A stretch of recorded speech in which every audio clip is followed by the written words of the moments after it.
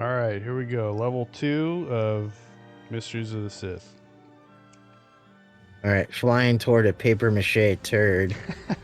I hope it's paper mache. Yeah, In the kid's bedroom with the glow-in-the-dark stars right. on the ceiling and walls. It's really weird. Nothing but the best cutscenes from LucasArts. Yeah.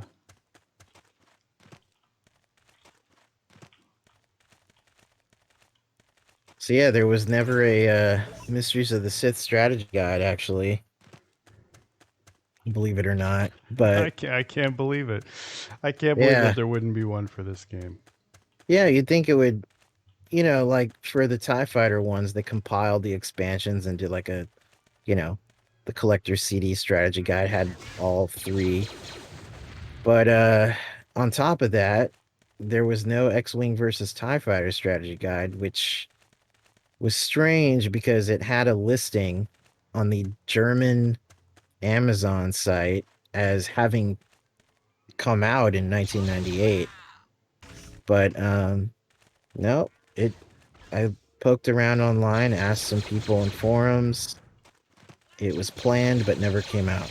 So Yeah, I wonder but what it was like yeah. to be a bean counter at Prima. Yeah, Like, I know, I don't right? know, guys. I don't know if we can make any money off of a X-Wing versus TIE Fighter strategy guide after all, so we should just cancel it. I think that is the rationale, though. I think they thought, well, it's a multiplayer game first. There's not much of a narrative, so they just probably thought it wouldn't sell very well or something. Yeah, I could see that. Yeah, but I was gonna say okay, so obviously there was a TIE Fighter collector CD-ROM that had all the campaigns. At my local Barnes and Noble, probably around 1995, actually, I actually saw the Defender of the Empire strategy guide that was just by itself, separate from the TIE Fighter one, and it was small. It was like half the size, the width, and Mm-hmm. the size of it. It was almost like a I don't know there was other Prima ones that were small like that for other usually like Super Nintendo games or something. But Yeah, depending yeah, it on the was weird. game, it would be like thin or super thick. Yeah, it was strange. I only saw it the one time, and then everything after that was always the collector CD-ROM or whatever. But I have looked on eBay. It is out there. Um, I don't think it's that hard to find, but like I still kind of want to grab it for my collection one of these days. Another book for the box. Right. Another book for the laundry The basket. storage. For the laundry Yeah, basket on the next celebration trip. right. And I think there was also uh I'm I think there was Imperial Pursuit and B-Wing strategy guides for the X-Wing expansions. Um I I might have seen them.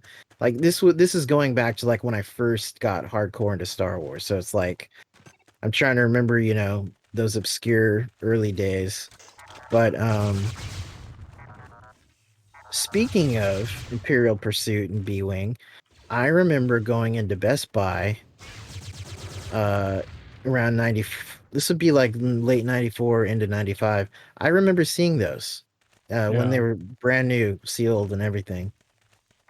When the disc version of X-Wing was still Well, on shelves. it's weird to remember a time when you would go to a store and see games on a shelf, like PC Yeah, games. I mean, I that's just know. like not a thing I know. anymore. Best Buy was obviously a big thing. We were talking about Fry's Electronics. That was obviously a thing. And then I recently, posted about Egghead Software, which is where I saw some stuff back in the day. Yeah. I And think Egghead Software is where I got my flight stick. that I bought my copy of TIE Fighter Collector's CD-ROM when I Mm-hmm. first got my computer and the flight Mm-hmm. stick at Software Etc. At the Yes, mall. right. And I think I think it was Software Etc. that is one of the companies that I think Egghead Software got absorbed into. Yeah. It Yeah, became I think you're right. Yeah. yeah, it became part of the Software Etc. Babbage's and Electronics Boutique family, Mm-hmm. and then all of those plus Funko Land all got absorbed into GameStop. Yeah. That sounds right. I remember Software Etc. at my local mall in Visalia when they were probably when they were winding down in the early to mid 2000s. I remember getting random like movies there because they would just have bargain DVDs that were used or previously viewed, and they'd be like $1 to $3. And yeah, I just remember random stuff like a Chemical Brothers DVD I picked up, and it was really good for movies actually because they didn't price their movies like they did their games. So Yeah. they just wanted to get rid of them, you know? Yeah, they were just kind of a, I wouldn't say doorbuster or anything, but like hey, we got this for sale too. Right. Yeah, I remember that was kind of the deal with GameStop in their heyday also. They would always have, I mean, they still have the occasional movie when I pop in now. I probably go into GameStop probably once a year, something like that. Usually just to see. Well, by my reckoning, the heyday ended when Funko Land got absorbed into GameStop. Yeah, Because yeah. that's what I like doing was going to Yep. Funko Lands and buying games, old yikes, NES. NES NES games. I always remember going to a couple of those ones with you in Orange County, and I remember flipping through the carts on the table that they had. And of course, you see the titles on the side, but then there would be like a million copies of Bases Loaded, and the Jaleco carts just said Jaleco on the side. Uh huh. So you wouldn't So know. you Yeah. didn't know No, I what know. game it was, Because I but have. nine times out of 10, it was Bases Loaded. But it was like you had to flip through every one though to make sure. It's like, God damn it. Yeah, because I Fucking have. When I was a kid, the one Jaleco cart I had was City Connection, right. and yeah, I remember I was that there being the when you bought it case. again Again, at yeah, Funko Land. yeah. Lucky you. Well, it was funny because that sticks out in my memory because I was not aware of that game until that day. I never played it, never saw it or anything. And that was one that Jeremy Parrish did a video on just recently. Yeah, I. It's not a bad game. I just remember kind of like it's one of those games that I bought as a kid, not knowing. It was. I think it was Yeah, like there'd be times where you go and like, oh, I gotta get something. I don't know what to yeah, get, but I gotta get something. This one looks cool. I think right. that was how I got that game. That's how I ended up with Sunset Riders on Genesis. And that's pretty good. That's a lot better It than was decent. Yeah, it's a lot better yeah. than City Connection. City Connection.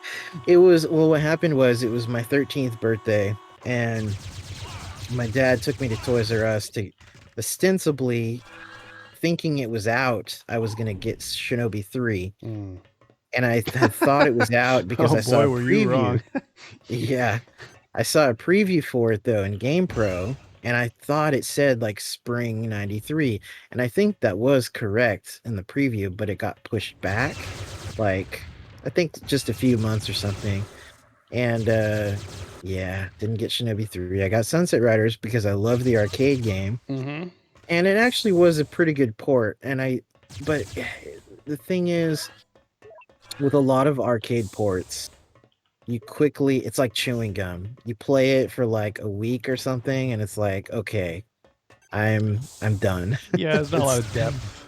There's not a lot of depth. The only one I could continually play, probably like with friends, would be like Streets of Rage or any beat 'em up, Uh huh. because Yeah. I don't know, it's more of a journey going through the game, and there's a lot of laughter and everything. But Mm-hmm. yeah, I mean, I had my fun with Sunset Riders, but I had just like with fighting games, I don't enjoy playing those except for purely for nostalgia. When I play them now, it's just like it's that chewing gum feeling where it's just like, man, I love these when I was 13, but as an adult, they're just so repetitive and boring. And it's like, I mean, I kick ass at them, I'm good, but it's just, I don't know. I find that going back to games now, there's a few genres I enjoy like forever, like timeless. It would be like RPGs, um, platformers, Mm-hmm. and of course, this is just consoles I'm talking about, but platformers are always fun, and basically run and gun, kind of like Contra, things like that. Beat 'em ups, it depends on the beat 'em up. Obviously, Streets of Rage is great. Well, the soundtrack for that helps a lot. I mean, the Yeah, graphics are good and stuff, but like right. Streets of Rage has just got Yeah, great yeah, it's soundtrack. great. But even like Final Fight on Super Nintendo, the fact that it's one player is a kind of a killer on that one. It's like, I like it. It's a classic, but man, what were they thinking? Not making that two player. I don't know. That's a weird decision. And It it's kind really of was. compared to Streets of Rage to me, it just seems generic. Yeah, I think Streets of Rage had the edge, at least definitely on two. I mean, I personally love Streets of Rage 1, but some people don't because it's a little more stiff and just not Well, two just seem refined. refined. It was the Mortal Kombat 2 of that series, so it Yeah. just like ramped it up. Mm-hmm. But I think the soundtrack on 1 is actually better, actually. Hmm. And that I'm in the minority there, maybe. But I think you are. yeah, because Yuzo Koshiro, it came out I think 2 years after Revenge of Shinobi, and I can hear his soundtrack differences. And those two soundtracks are very intertwined in the quality. Mm-hmm. But I feel like on Streets of Rage 2, he was going for more of a trancy kind of Euro club kind of thing only, and not other genres. But I could see that because there's the section when you're at the amusement park and you're fighting through the alien area. yes, That yes, is totally. That's the first thing that pops into my mind when you mention like right, yeah, totally. Euro trance. Yeah, it was almost like Disneyland because then you're on like the pirate ship Oh yeah, and yeah. everything too. It's totally like Disneyland. Oh man, I love how we're talking about Streets of Rage on our Star Wars podcast here, How but come we didn't get a Star Wars side scrolling beat 'em up? That'd been great. you know, man, Chewbacca and I know the whole game is just one giant cantina. yeah, you're just like fighting. You know, well, no, it doesn't even have to do that. It's like Mos Streets of Mos Eisley, Eisley, Streets of Coruscant. You're just going right? like planet to Hangar planet, Bays, beating the crap out of all sorts of right? aliens. Lots of Quarren. You're beating the Yeah, shit out of Quarren. right. Or it could have even been a like a run and gun. You know what a good example what they could have done. I never played this back in the day, but it has a reputation for being a great arcade, and I've seen footage of it. Are you familiar with Konami's GI Joe arcade? I never played it. I don't think it was ever really at any arcades that I went to. Yeah, I never Um, saw it. I don't But think people I ever talked about it. saw it. I don't think I ever saw it in person. Yeah, Um, but it but I has know a of it. reputation. Yeah, it's supposed to be one of the best like mid 90s cabinets. I think it came out in like 93. And yet another one I never saw, but I remember seeing pictures in magazines was the cabinet of Aliens versus Predator by Konami. Oh, Or was it Capcom? I know that Might have was been really Capcom. big because what the heck? Oh, right. Come on, just die. Jeez. Okay, so Um, there's a yellow key that you just grabbed for yes. something. Uh oh. We got company. Here they Oh come. crap. I remember that being really big. I never saw it in the arcade. I Yeah, don't it think. was weird. But I They know they did a big. there was a port that came out on Super Nintendo, wasn't there? Yeah. Well, you know what? It wasn't a port. It was actually its own kind of thing, Oh, even okay. though it was also a beat 'em up, Mm-hmm. but it was separate from the arcade. But that was that was an interesting time in like 93, 94. AVP, it was weird. It was a Dark Horse comic and novel series first, and then suddenly there was all these games. It was like it was on Atari Jaguar, it was on PC, it was on Game Boy, it was on Super Nintendo. I don't know if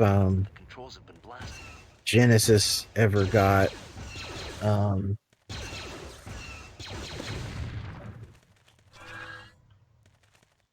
I don't know if Genesis ever got an AVP, but I don't think it did, I don't but think they did. yeah, I would have known.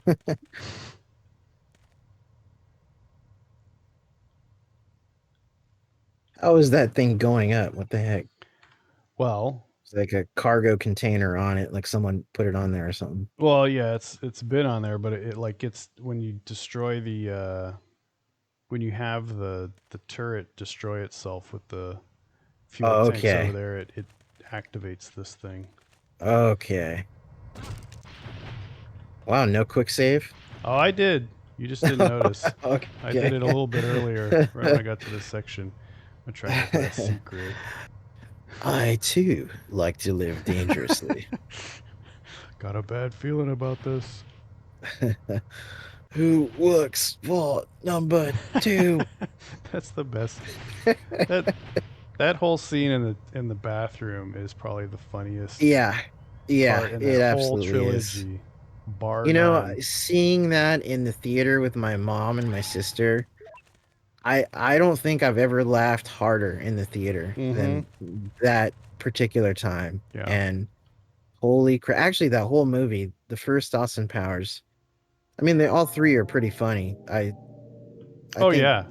the first two are at least as funny as each other. But god damn, that first one, I didn't know what to expect. I mean, I saw an MTV special that Yeah, he did.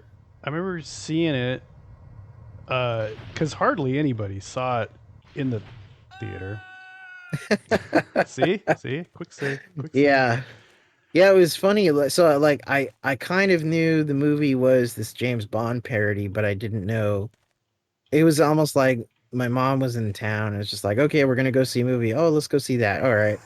But like, holy shit, we were laughing really hard, like tears in the eyes, like not being able to breathe. It was Uh crazy.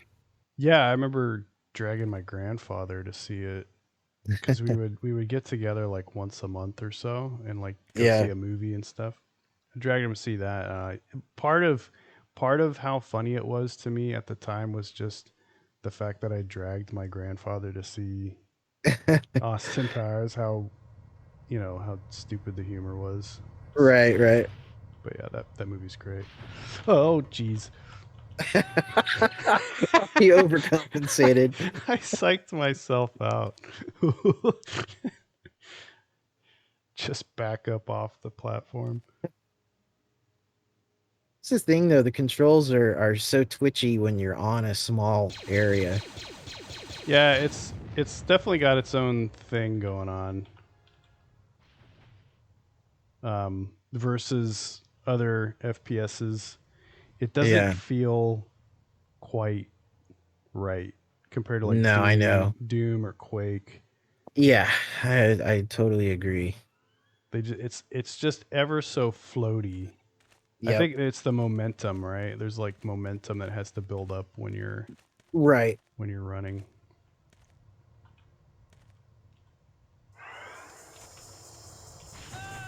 What? What? You totally landed on it. Or you might have been the edge and then you Yeah, went I don't over, know. but I don't know. Whatever. I'm not gonna go for that secret. I'm just gonna get on this thing and secrets. get onto the stupid thing. Platform. Okay, I thought that was a. Yeah. There you go. Blast this. Boom. Blast this. Consider that my authorization. Knock knock. You know, there's so many great lines from Arnold, and he just goes back to that fucking Terminator Fucking, well. I'll be back. I'll be Yeah, back. I'll be back. I'll be back. Oh, I know. hey, It's pathetic. hey, Arnie, you want to help us reboot the Terminator franchise for the 5th time? Again. Yes, please. Let me do that. I was so unsurprisingly disappointed with Dark Fate. Um, I did not. It had some good parts. It had some things that were better than Genesis and 3, some parts. But overall, I just felt like it was just unnecessary. It didn't need to do the whole reboot sequel thing. I never saw it. I didn't. I wonder what that did.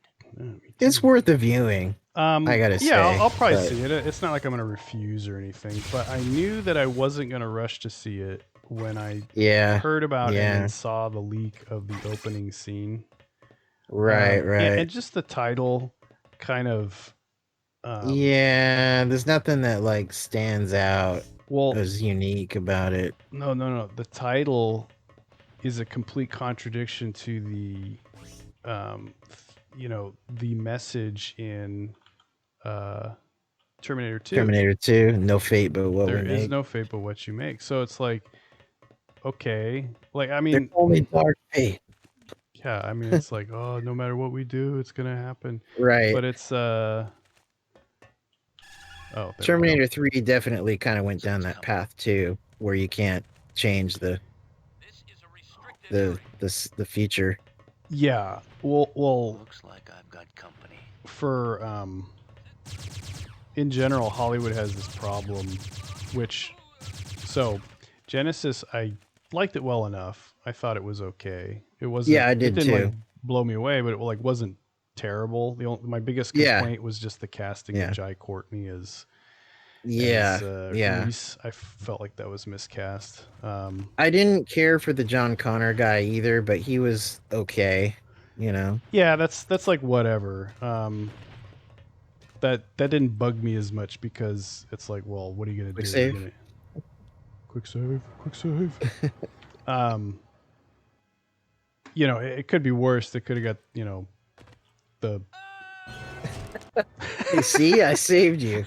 You did. You saved both Mission of us. objective completed. Was that after you fell or before? That was after. That was me hitting the Okay. ground dead. It was just weird that the text like bled over into Uh-huh. the thing. It's not like they're gonna whatever the guy that played John Connor in T3. Yeah. I can't remember his name. That was Yeah, like, yeah. like what? But like Reese is like very, he's like kind of a small, wiry guy, and you got this hmm big dumb Jai Courtney Right. to Yeah. play him. To me, there's only one Michael Reese, and Kyle that Reese. is yeah. Yeah. Mr. Bean. Mr. Bean. It's him. That's it. Don't call me Mr. Bean.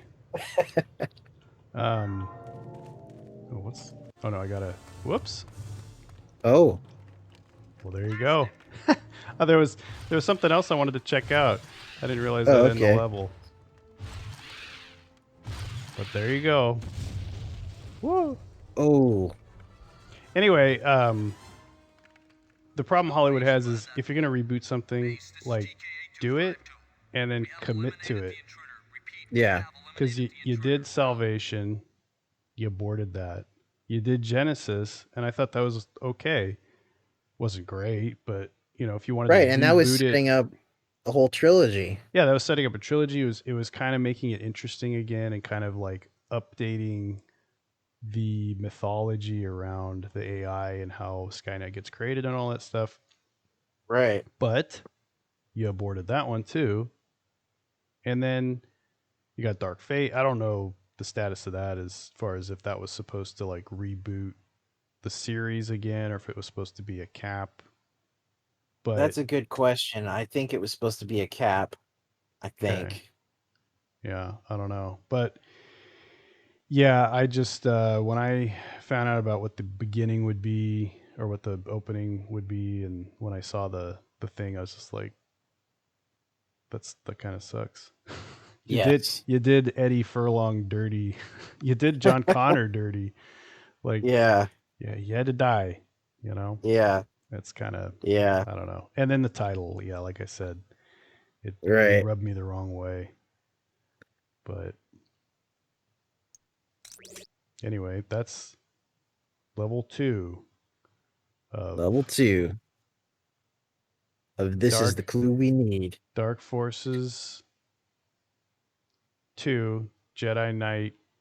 No, Dark Forces 3, Jedi Knight 2, Mysteries of the Sith. The Sith. Although it's Or an it's almost like expansion. 2.5. Yeah, it's not because I remember I have when I had pirated Outcast Yeah. on the CD. I have it written like Dark Forces 3, Jedi Knight Right. 2, Jedi Outcast. So Right. That was the real Dark Forces 3. so hilarious! What a hilarious joke. Persuasion. I remember liking that ability. Oh yeah, saber throw. Yeah, I think there was some new ones in this game that were not in Jedi Knight. Okay, let's do. We like persuasion. Oh, but they just gave it to me, huh? Interesting. It I think so. might be because you'd need it for certain things and levels. Yeah, maybe. Grip. Farsight. No, I we don't need think this Farsight. next level you're gonna do, or it's almost like a two-parter, I think. It's hard. There's a part coming up. Well, then hold Actually, on to your pants because it's gonna right. be hard. All right. Goodbye.